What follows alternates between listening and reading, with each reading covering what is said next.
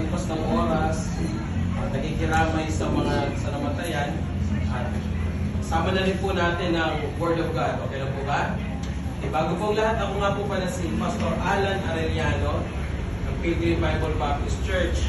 Si Sister Lynn ay aming church, nakapatid ni Oscar Corpin, at si Angel, nakapamangkin ni Oscar Corpin. Ako po ay nakikiramay sa inyo, hindi po madali ang umatayan. As a matter of fact, naranasan ko po yan. Konting, testimony. Pero bago lahat, hiling ko muna na tayong lahat ay umikit at tayo ay mananalangin.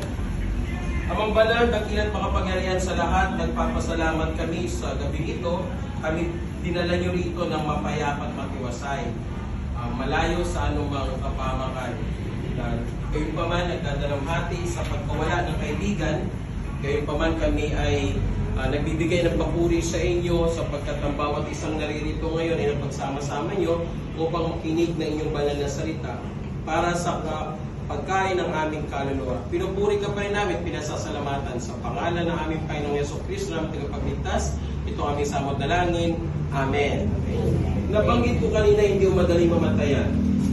As a matter of fact, ako po ay namatayan ng asawa 2 beses. Noong 2018, namatay ang aking first wife, ovarian cancer.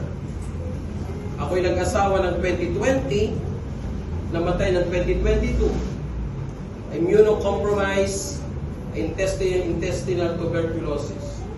Kung mahal na magpakasal, mahal din na magpalibing. Gayun pa man, ang kamatayan po ay dumarating sa lahat. Wala po tayong may tatanggi dyan. Sabi nga sa Bible, itinakda na sa tao ang mamatay minsan, subalit ang pagkatapos ito ay pag-uukom. Una-una lang po iyan. Maaaring masabihin na malakas pa ako, pero hindi po lahat ng namamatay may sakit.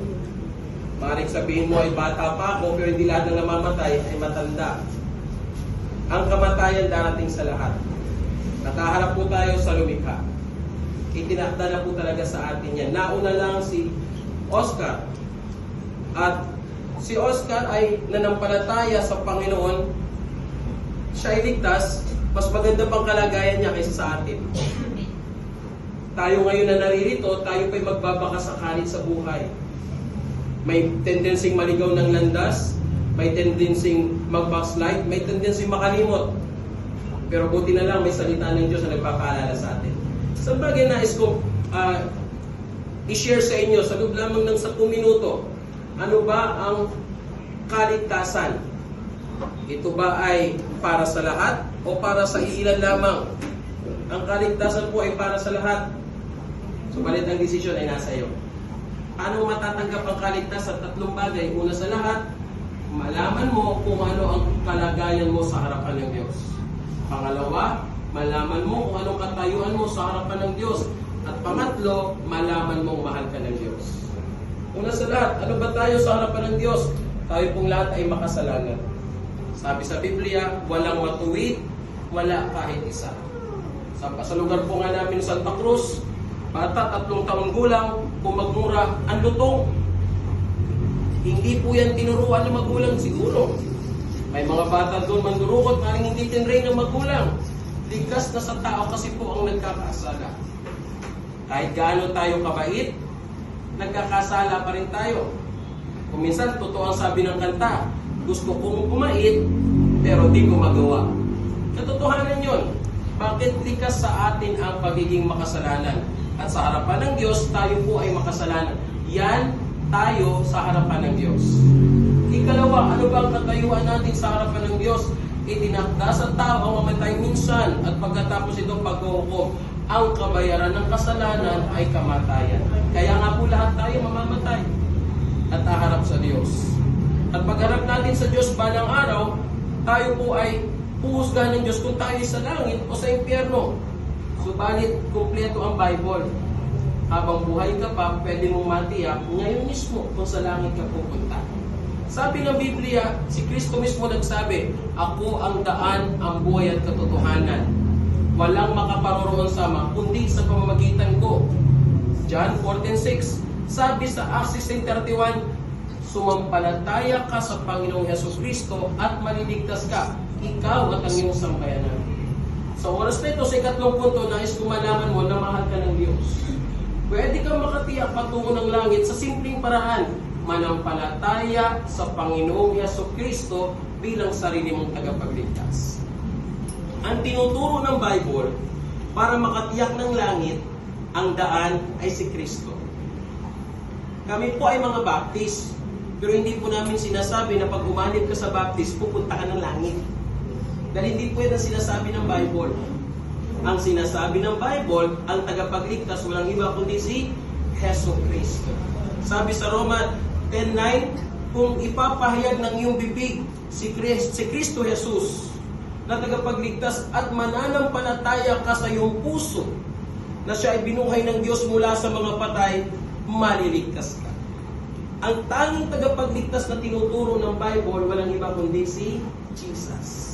At sa oras na ito, ang nais ko po i-share sa inyo na kung tatanggapin nyo si Jesus sa puso nyo sa oras na ito, makakatiyak kayo na pag kayo ay namatay, sa langit kayo pupunta. Hindi reliyon ang dinadala ko sa inyo, kundi relasyon kay Jesus. Walang kinalaman ang reliyon. Kung anong reliyon mo ngayon, sige, dyan ka. Pero sana tanggapin mo si Jesus sa puso. Manampalataya ka na siya lamang ang pwedeng magligtas sa iyo sa tiyak na kapahamakan sa impyerno, upang habang ikaw ay nabubuhay, matiyak mo pag ikaw ay namatay, sa langit ka pupunta. Anong gagawin mo? Simple lang. Tatanggapin mo si Jesus sa puso mo. Mananalangin tayo, igagay kita. Ganito ang pagtanggap. Maaaring hindi mo alam kung anong sasabihin mo, hayaan mong i-guide kita. Lahat ng sasabihin ko, ulitin mo, pero siguraduhin mo galing sa puso. At manampalataya ka sa iyong puso. Sabi sa John 3:16, gayon na lamang ang pagsinta ng Diyos sa sanlibutan, ibinigay niya ang kanyang bugtong na anak, upang ang sino man sa kanya'y sumampalataya, hindi mapahamak, kundi magkaroon ng buhay na walang hanggan. Napaka-importante ng salitang sumampalataya. Ang tao, pag tinanong mo si Jesus, kilala si Jesus, i-search lang niya sa YouTube, kilala niya na. Pero ang tanong, nanampalataya ka ba? Sasagutin sa'yo, ano yun? Ang pananampalataya, ito po yung pagtitiwala ng buo kay Jesus na walang ibang daan patungong langit, kundi siya lamang. Hindi yung kinaaniban mong reliyon, hindi yung kakayahan mong gumawa ng mabuti, hindi yung kakayahan mo magpakabait, kundi yung pananampalataya, pagtitiwala na si Jesus lang ang pwedeng makapagligtas sa iyo sa kapahamakan at magdala sa iyo sa buhay.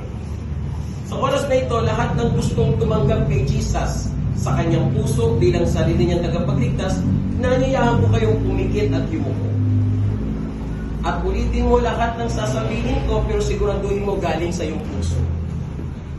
Panginoong Diyos, nalaman ko na ako'y makasalanan. Kapag ako'y namatay sa kapahamakan, sa oras na to, nananampalataya ako kay Jesus bilang sarili kong tagapagligtas. Tinatanggap ko siya sa aking puso at ginagawa ko siyang Panginoon ng aking buhay. Sa pangalan ng Panginoong Hesukristo na aking tagapagligtas, itong aking dalangin. Amen. Okay. Ano, Pastor Alan, paano, ngayon tinanggap ko na si Jesus sa puso ko, paano ko nakakatiyak na pag ako'y namatay sa langit, ako pupunta? Tatlong bagay. Number 1, sabi sa John 1:1,